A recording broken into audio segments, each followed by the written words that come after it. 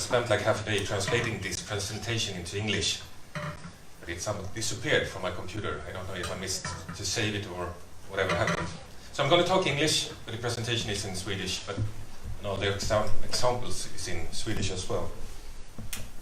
See if I could put this in my short. All right, so become a winner on Google is what I'm going to talk about. And I have like 40 minutes to tell you how to become a winner on Google. So it's not going to make you move up to the advanced level on this scheme, because you're not going to get experts in this short time. But I'm going to give you an idea of what you could work with to be able to become a winner on Google. So, Brath, have you heard about us before? Oh, we're kind of anonymous. We've been going on since 2012, and the name comes from Magnus Brath, who's the founder of the company, and he has a lot of experience from the gaming industry. He's working in Malta and in Costa Rica, working with the US market for gaming, and it's a high competition market. But he moved back to Sweden in 2012 and thought, all my experience, I could use this to work with companies in Sweden in maybe less competitive parts of it, instead of it just gaming. So we have our customers in Sweden, in the Nordic area, and also in the US. We basically have customers all over the world, but it's focused on Sweden. Head office in Örnsköldsvik. They hate it when I call it Östersund, of course, so I'm doing it all the time. I'm located here in Stockholm. We have a team with 10 people sitting here in Kungsgatan 17, just around the corner from here. So, my name is Oskar Alm, and I've been doing this for 14 years, or 10 years I've been doing lectures and seminars and so on. But I've been in the business for 14 years. Please add me on LinkedIn. If you want to take pictures and publish them, please just tag me and the company Brath, so that my CEO see that I'm doing something. That's maybe the most important part. Yeah, so this is the Swedish agenda, but we're going to talk about Swedes and the internet. What do we think about before we make a purchase online? How do we find information? We're going to be talking about search strategy, just some questions that I need you to ask yourself and be able to answer. We're going to, of course, talk about mobile. Mobile first has been for the last years, but how is this affecting your web page and your visibility on Google? We're going to talk about Google Ads, work smarter, pay less. We're going to talk about the basics of SEO, and then we're going to talk about outreach SEO. I'm going crazy about this cord. It's just dragging my head back. So I'm going to keep it in my hand. So that's better. So is this an okay agenda for this morning? Right. So the Swedish Post is making this e-handelsbarometer or e-barometer every year, quarterly, and then they summarize it at the end of the year, and they talk to I don't know the Swedish word, a tvärsnitt of the Swedish population. So what are the most important sources before you buy something online? You talk about the brand's webpage, it's 78%, and Google is 73%. So we put more and more into the webpage, how we decide if we're going to buy from this company or not. If you know the Swedish page Blocket, when you go onto Blocket, you don't think, oh, this is a great technical solution and it's really nice webpage. You feel that it's going to be cheap. That's what they want you to feel. But if you go onto Armani's webpage, you don't want to feel that it's going to be cheap, but that this is an exclusive brand. And do your webpage, what do you signal with your webpage? Is this the same as your services, or is there a glitch between there? So we look at the webpage, we do a lot of Googling. But if we talk to the advertisers, what are the most important channels you use in marketing? 83% answers Facebook. So how many people work actively with Facebook for your brand? Right? And 73% says search engine optimization. So how many people in here work with SEO actively? Yeah, great. If you go back one slide, when we talk to the customers, nobody says that they go onto Facebook before they buy something. But we as an agency and companies know that Facebook really, really works. We are really impacted by the people around us and what they do online. We want to use the same brands and so on. So these are stats for the world. Google stands for almost 92% of all the searches made. So how do you think it looks like in Sweden? Is it more or less? If you're just talking about the Swedish market. More. More, yeah. Sorry. In Sweden, almost 94% of all searches made are made on Google. So is anybody in here using another search engine? And are ready to admit that? Oh, look at this. So which one are you using? It depends on my purpose, but I could use Yandex and Bing. Yeah, all right. Yandex, the Russian search engine. Yeah, if I need some certain programs, I go there. Yeah, all right. Okay, and what about you? DuckDuckGo. DuckDuckGo, yeah. I had this big seminar in Gothenburg like 2 years ago, and there's a guy, I always ask this question, and it really proud Gothenburg man, I'm not going to try to sound like him, but he was really proud to say, I'm using Bing. It's 200 persons. But he came up and he left his business card, and he's working for Microsoft. So he kind of has to say that he's using Bing. One of the most common searches on Bing, of course, is Google. This is not something they really want to get out there. So, but Google is the big search engine, of course. And everything you do SEO-wise to be searchable on Google will affect even also Bing. So it's not like you're optimizing for Bing and you're optimizing for Google. If you do search engine optimization, it works on both search engines. So this is how the search engines in Sweden mobile, and then Google stands for almost 98% of the searches made. And Google have a lot of tools and recommendations around the mobile search. So if they say something, you should really listen, and I'm going to give you some of those tools. So I've been doing a lot of seminars, and I've been watching a lot of seminars, like these big names from the US coming here to Webdagarna and Siemens and so on. And something that's in common for them, they usually have pictures of their child or children. So this is my daughter. It's going to make me more human, more likable, and more trustworthy, I heard. Yeah, we'll see. This looked like it's fake because she's sitting in front of a computer with a search engine result. But she had a birthday party last year, and she decided to have a how do you call it, costume party? Masquerade? Yeah, costume party. And she was going to be a Dalmatian.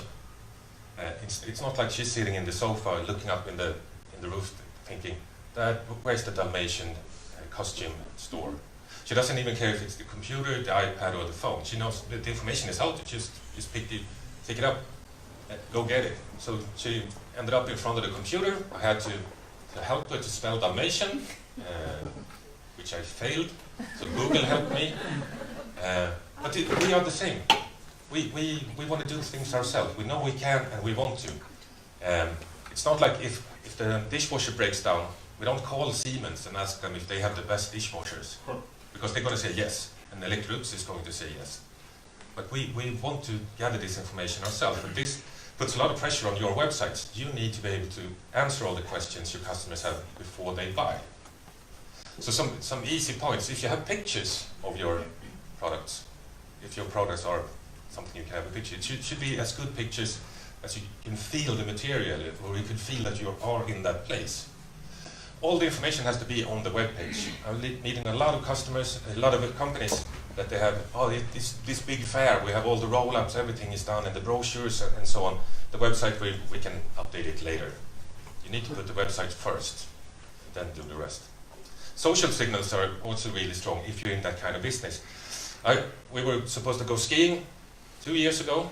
Agnes, my daughter, hasn't been skiing before, and we took a late decision, so everything was booked in all of Sweden. But we found one place in the north of Sälenfjällen called Stöten. They had one apartment. So I looked at the webpage, it looked good, and on their webpage they had a connection to their Facebook page on the right. And I'm logged into Facebook as well, so I could see all my friends that has at some point checked in Stöten. So I could just contact one of those, Caroline, a former colleague of mine, so ask her how are the slopes, the ski trainers, the food, and so on. So I took my decision based on the webpage and the people I know. I never called Stöten and asked them how their trainers were. So if you can do it, work with social signals. So take that time and do the homework. So when it comes to search, you need to have a strategy. And I'm a big football nerd, or soccer nerd, I think it's called soccer. Yeah. So I'm thinking in football terms. It's not for everybody. But I like to see the ball as the searcher or the visitor that's out online, and you need to have a strategy how the ball is going to be carried from the goalkeeper, defend, midfield, the anfall, don't know the Swedish English name, and how they're going to score. And score is that they contact you, or they buy your product, or they book a time, or whatever the purpose is with your webpage. So the first question I need you to ask is, why should you be visible on Google? We can discuss in little groups. No. But I'm going to stand in until I have an answer. Have some water.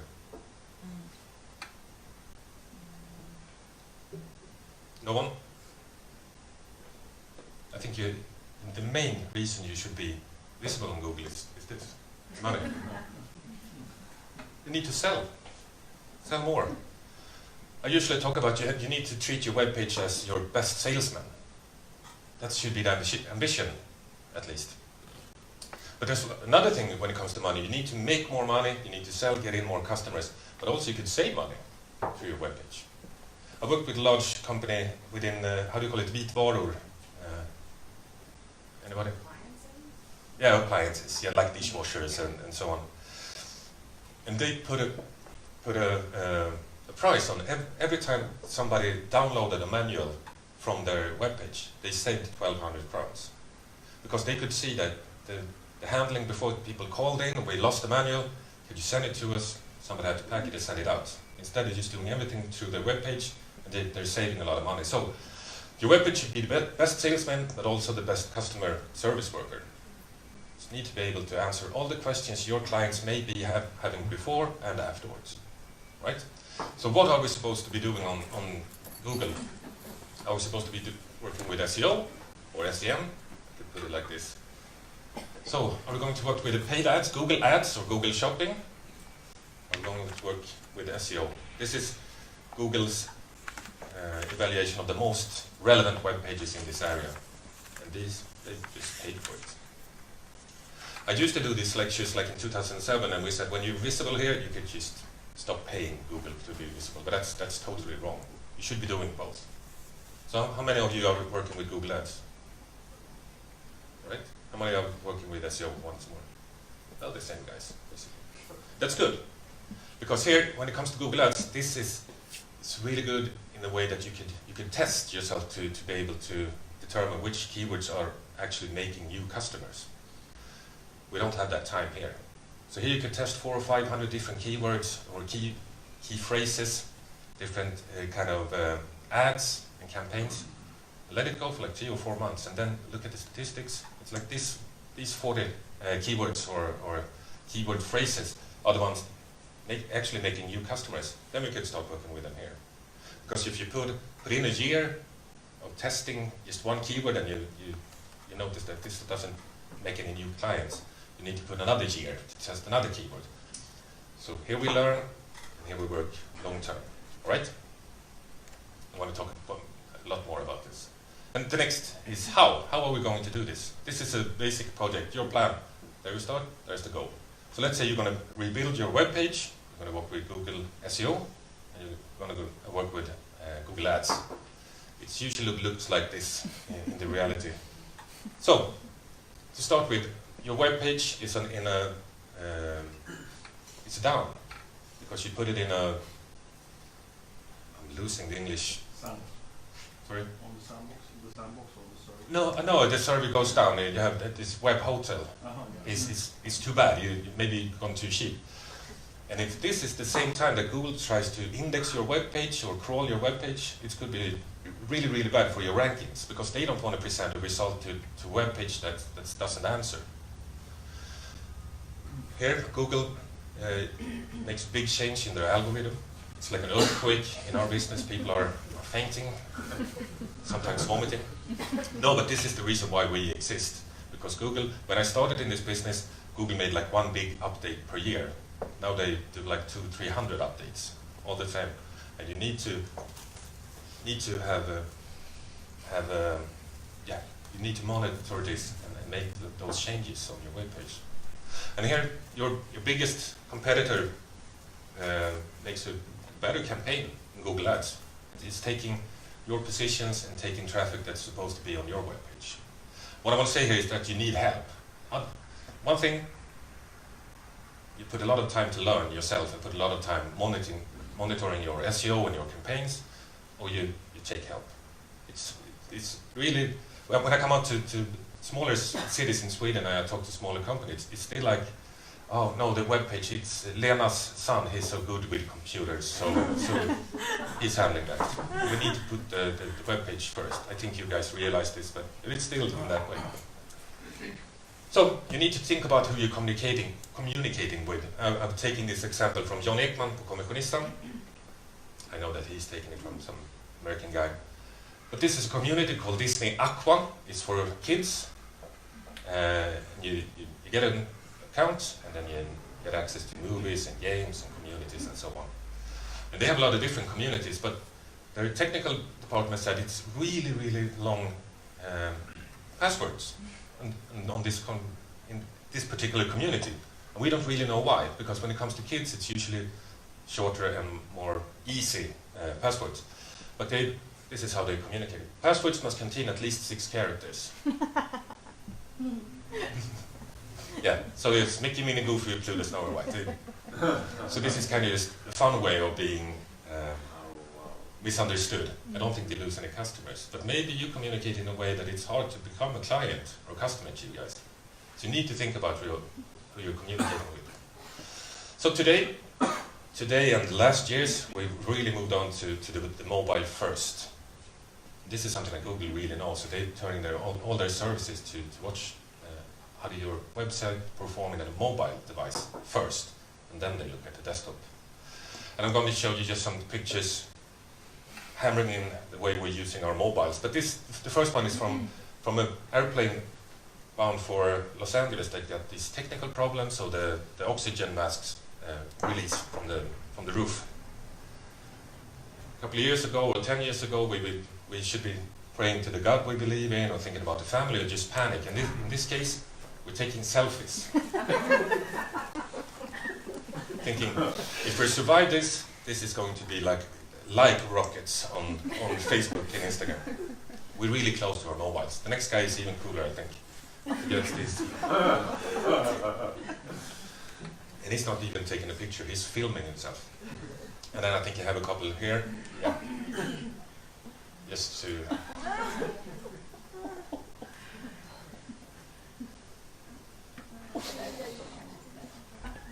Yeah, I think we're looping. And just one last, because I like it so much. Look at this guy, just trying to save his phone from going in on the ground. It's going to start over. Look at his knee later on. Down with the knee, up with the phone. Yeah, we're really close to our mobile phones. And if you look at it, this is how it's turned out. 2015, it's official. Google says more searches now on mobile than on desktop. This is 4 years ago, the big switch. 2017, report nearly 60% of searches now from mobile devices. I don't have the numbers for 2018, but I don't think the trend is in any way changing. So Google looks at they have their mobile first index. So they first look at your mobile web page. And then they look at your desktop. So if you don't have a good mobile solution, then you're going to lose traffic on the desktop searches as well. So if you don't have a mobile, how do you call it? Mobile? Desktop. Site. Mobilanpassad hemsida. Mobile friendly site. Mobile friendly site. Yeah, mobile friendly. Mobile friendly. Thank you. If you don't have that, that's the first thing you need to do today. You need to make your site mobile friendly. But I believe you guys all have mobile friendly web pages. And this is one of the factors. Maybe she got a really tough SMS, but what I'm trying to show here is she's in a very, very slow web page. And this is a big factor for Google, how the loading time on your web page. And they tried this in the US, just to put out in the search engine result pages here, slow to load or just slow. I don't think you want this before your web page, because it's not going to be good for the clicks. And to be honest, Google doesn't care anything about your web page. They only care about their users. This is their own web page. It's YouTube. They put out this slow to load. Yeah. So they did a test. Google, in general, a mobile web page, mobile-friendly page, takes 22 seconds to load, to fully load. And they tried it on 900,000 mobile landing pages in 126 countries. So they have a good set of data. So what you can do is make your mobile-friendly web page faster. So what you can do to start with is ask Google, what do you think about me? Test your mobile speed. Here, test my site .withgoogle.com. Homepage.se, go. And then you will get a report on how fast it's loading. Sorry. I have summarized all the tools, like 10 tools, in the end of the presentation. So if you just shoot me an email or leave your business card, I will mail it to you. But you're more than welcome to take pictures. So just print this and put this in front of the guys or girls handling your webpage, or in front of yourself, and then make those changes. Just taking away some scripts, making the pictures smaller. There's a lot of things you can do. Because if you get your webpage to be faster, then you're going to beat your competitors. But even more important, how many people have done this? Just put your mobile webpage in the hands of your grandparents or daddy or the man on the street, and tell them to do something on your webpage, and look how they interact with your webpage. Has anybody done this? No. It's like make a booking. It's easy. Just scroll. You need to shake your phone, and there's the booking button. You get really blind when it comes to your own webpage.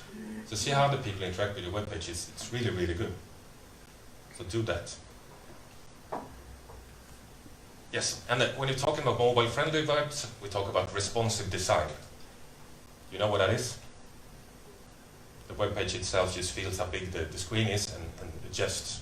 And if you're not sure, just go into your web page using Google or Chrome or Firefox, and just take the window and make it smaller. And if your web page reacts to the smaller window, then it's responsive. And if you don't have a responsive web page, it could look like this. This is ongren.net. It's a Norwegian page. I think it's important to tell you that. I don't know why. This is not responsive or mobile friendly in any way. And they are like Teknikmagasinet or Hobbex. And if I'm going to buy a drone or quadrocopter, and I've been searching for that, this is where I land, the chance of me buying something from this page is kind of far. Instead, if you look at our web page, just lists up that we're the digital marketing and so on. You need to think about, why are people accessing your web page through a mobile phone or via web desktop? Do they have different agendas? In some businesses, I think they have. I did this test sitting in our office here in Stockholm, and I searched for locksmith Stockholm. And one of the first web pages turning up on Google, I clicked on it, and it's like, oh, we're a family-owned business, and we stand for service, quality, flexibility, and blah, blah, blah, blah, blah. I'm in a locksmith's webpage using my phone. Maybe they should have some kind of phone number that I can talk to them easily. So think about, why are people accessing your mobile page or via desktop? So short about Google AdWords, that's been changed to Google Ads. I've been working too long to not calling it AdWords. I'm going to do it for like 3 more years until I get it in my head that it's Google Ads. But it's, you know what I'm talking about. So one of the main reasons to use Google Ads is, this is how it looks today. If I'm searching for catering Helsingborg, the ads fill up the whole screen, and also the Google My Business or the Google Maps. So it's quite far bit down to the organics listings. That's one of the reasons you need to be using Google AdWords as well, ads, because it takes up so much of the search engine result page. And the way it works is, I'm really going to make this simple, but it works in this way. You tell Google, I want to be searchable on catering Helsingborg, and I want to spend 10 kroners per visitor. All right. So this is your place. What about them? No, they pay 20 per visitor. Okay, but then I pay 21. Then they pay 22. So it's like a bidding game for the results, and Google just makes more and more money. But this is just half of the truth.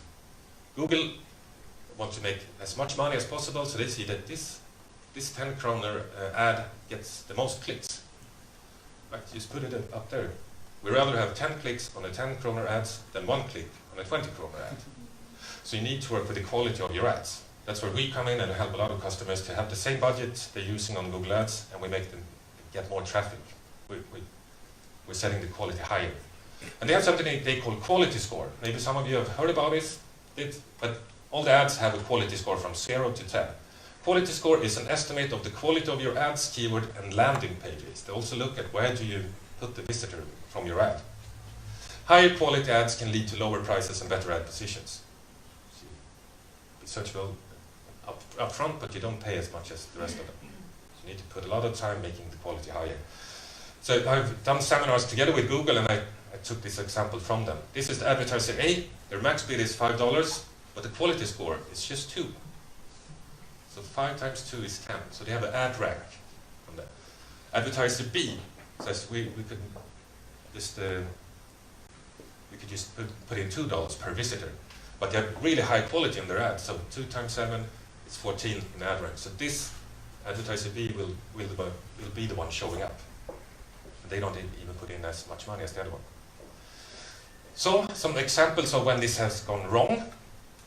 Online marknadsföringsbyrå, online marketing agency. But byrå, the one of you that knows Swedish, knows that byrå also means it's a furniture. So IKEA, I think it's good to be here. Mia as well, and also trademarks. This, you can see this as like a fun example, because if somebody search on online marknadsföringsbyrå, they won't click on IKEA. It's not that kind of byrå they're after. No, but that's a problem, because every time this ad shows up and nobody clicks on it, the quality is lowered. So they actually need to pay more to be searchable in other areas as well, because the quality score for their whole campaign is going down. So what they should have done is told Google, we want to be searchable on byrå in combination with all other words except from online marknadsföring, webbyrå, advokatbyrå, begravningsbyrå. Yeah. So work with negative keywords. And also you can pinpoint geographical. You can say my customers, they search in the Stockholm area every Sunday between 7 and 8 p.m. And that's where you're going to be shown. But you can do as this, taxi company from Wimbledon. I search for taxi Stockholm, and here's the Wimbledon cabs. So they must have put in geographical area all over Europe, because this was just up for one day. So you could be really broad geographically. You could also be really pinpoint. So we're going to talk about SEO, and I know we don't have that much time left, but I'm going to try to speed it up. So this is something within SEO. There's a lot of more things coming into SEO, but there's a couple of things you could really focus on yourself, and it's the content of your webpage, the keywords you're using, and also link building, who's linking to you, and how to acquire more links. But we're going to look at the SEO history. To start up with, who are these guys? Founders of Google. Sorry? Founders of Google. Yes. Do you know their names? Larry Page. Somewhere else. Sergey. Good. Who is who? Oh, that's the $1 million question. Larry. Good. I think he looks more like a Sergey. Yeah, but he's not Sergey. This is Sergey. So, when they founded Google in '98, they had 2 different missions. Sergey, he was going to collect all of the internet. That was his goal. I'm going to take all the web pages and put them on a big server. On the other hand, Larry Page, he was trying to find a way to evaluate web pages. Which one are more important, which has the more quality, which one is more relevant. So one is collecting, the other one is making the decisions, which one is more relevant. So if you look at the history, in 2000, I just cut my presentation. 2000, when Alta Vista was the big search engine, we worked with something called search engine registration. You registered the web page to the search engines, and you did it on and on and on. At that time, I worked with an agency in 2004, and we had H&M as customers. And we had them up in top on the words clothes. And they paid us 4,000 Swedish kronor per year for this service. So the price has changed for us as well. Yeah. 2002, we were talking meta keywords, the metadata, just information for the search engines. 2003, Google came with a Swedish setup of Google, Google.se. And at this time, Larry Page has figured out that links are really important as a signal. Links from other web pages, they see them as votes. So the more links you have pointed at your web page, you're more popular than your competitors. So this is when all the big e-commerce companies and all the SEOs started working with links. So we started with link farms and domain network just to acquire more and more links to the clients. And in 2014, Google said, like, stop. We're not going to look at links in the way of numbers, but more in what's the content of your web page, and links as well. But content was really, really more important. And in 2018, we were talking about relevance. The content and where are the links coming from. So at this time, it's just how many links do you have to your web page, and today it's more like where does that link come from. So say that I have a site about fishing, Oskar Alm's great fishing page. It would never happen because fishing is really boring. But let's say that I have it, and I get a link from you, your webpage that's about economical news. And it's just a random link. Look at Oskar's webpage about fishing. It will give me nothing in the eyes of Google. But I get a link from you, and your site is about hiking and outdoor activities, and your subsection about fishing. You write about my webpage and put a link to my page. That will give me a boost in the rankings. So it's all about relevance and context. Just to give you an example about the links, the importance of links here in 2007, there was a webmaster network I think a lot of people have seen this, a webmaster network in the US that was trying to have some fun with the White House. So they built tens of thousands of links pointing it to the White House webpage, and they named the links miserable failure. So Google found all these links pointing to the White House and thought, it must be about miserable failure. So when you did a search 2007 on miserable failure, the first page is whitehouse.gov, the biography on George W. Bush, and this page does not contain miserable or failure. So that's the way the link's been changed during the years. So when you talk about SEO, we talk about page rank. Have you heard about this? Yeah. And I always thought, when I started, it's like, page like in web page, but it's Larry Page rank. It's his algorithm. That's why we talk about page rank. Oh, this comes again. So SEO is simple, kind of. What you need is really good, relevant, and unique content on your web page. This is from our blog. You must need to think about this when you change your e-commerce platform. Yeah, good, relevant, unique content, and then links from strong, relevant web pages. That's all you need to know about SEO. Or, yeah, SEO is simple. Well, this is a screen dump from Ryan Dean is a really good blogger, but this is Google's 200 ranking factors, the complete list, 2018. And the program I've used to screen dump this web page, it crashed here, so it goes on even more. So there's a lot of things to think about when it comes to SEO, but there's a lot of things that you really can't handle yourself because it's a lot of technical issues and so on. It's based on the platform that you're working with. But what you can really affect is the content of your web page. How do you talk about your services? How do you talk about yourself? How do you write? So this is where we always start, and it's how do your clients search? So anybody in here, do you know exactly how your clients search within your area? Most companies don't know. We know. We can tell you how they're searching because we have a lot of different methods of taking this up. But what we can see, and what I've heard from Google when I've done the seminars together with them, is the how and what searches are going up. We ask Google more and more questions. It's not just like catering Stockholm, but we ask a lot of questions. And if you can answer these questions through your web page, you're building the alibi to sell to this customer. You're building yourself the authority, and then you're able to sell. So build the alibi to be able to sell. But when it comes to keywords or search phrases, start by doing a list. Put down the keywords you know today, look at the statistics for your web page, talk to a potential client. This is maybe the best one, and ask the right questions. Let's say this example is in Swedish, but don't ask if you're looking for a propplösare, how would you search? Because then you're giving away the answer. Let's say you have a clogged sink, how would you find information about that? And just try to figure out, put your mobile web page in the hands of other people, and also talk to them about how they search in your business.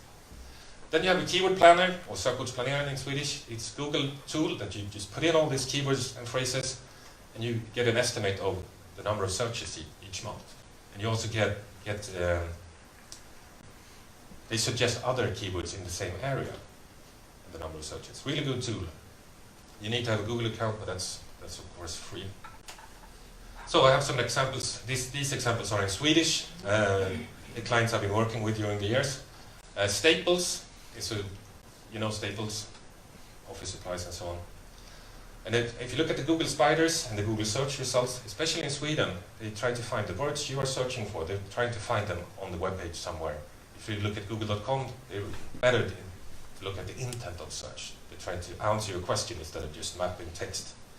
But in Swedish, you can't see this here, but Staples have fiberpennor och fiberpenna, they say on the web page. And here, fiberpenna och fiberpennor. It's like 70 searches per month. But the way we call it tuschpennor. And according to Google, it's almost 1,000 searches on tuschpennor, just to make that little change. I think you may have a fiberpenna somewhere on your web page. It's trying to use the right language, the way people search, to be able to get them to your web page. I work with the sjukvårdsrådgivningen, or 1177.se, and they wanted to be searchable, findable on symptoms like throats, bad throat, and coughing, and so on. But the subpage, the subpage that handles this area of a cold and throat pain, they call it övre halsinfektion. So my Swedish friends here, do you think about you're starting to get an övre halsinfektion? No. All the time. All the time. Yeah. So if you look at the searches, ont i halsen 6,600, halsont 3,600, övre halsinfektion.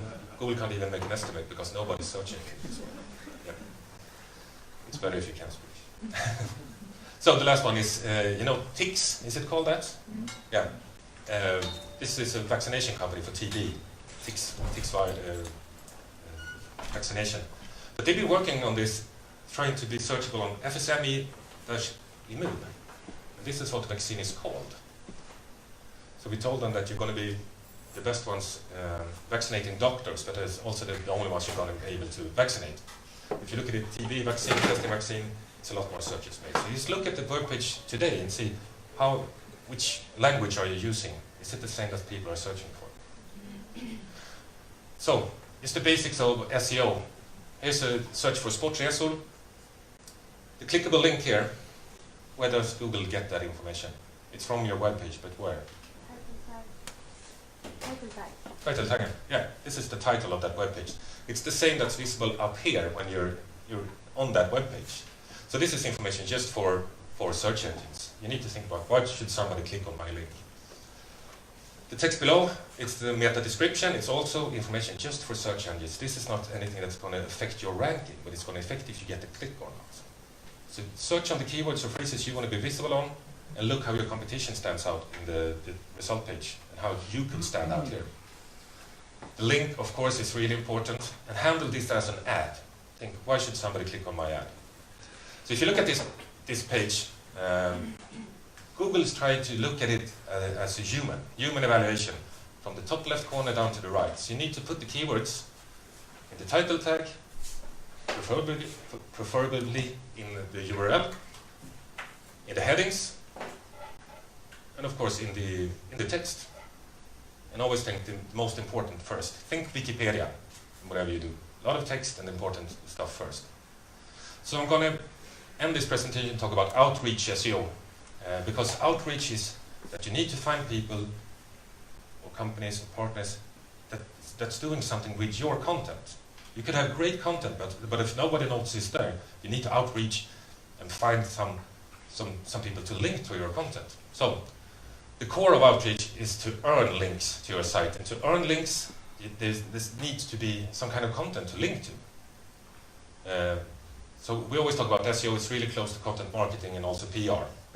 Great content, but you need people to find it, to link to it. You could have a boost in searching. So what kind of content deserves links? Yep, statistics, that's great. Guides, you need to guide your customers. In some instances, it's the first thing you need to guide, what to think about before you buy your services.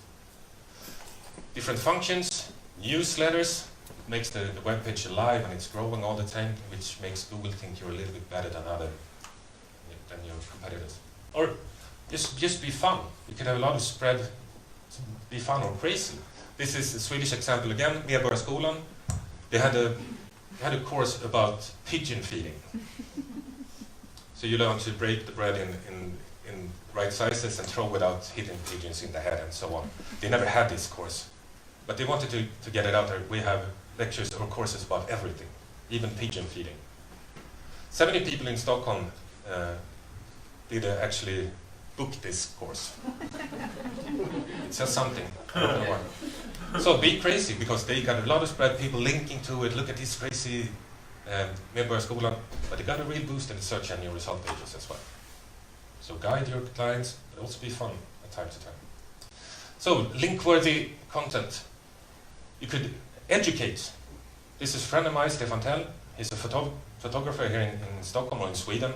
But after each photo session or photo job, he writes a really good blog about it. This is how I use the camera, the lenses. This is how the reflecting screens were standing. And at the bottom, he has the result. This is how the pictures turned out. And he gets links from a lot of people. This is like a photographic school. And he also gets links from Canon, which is the camera, the brand he uses, which is a high authority in this field.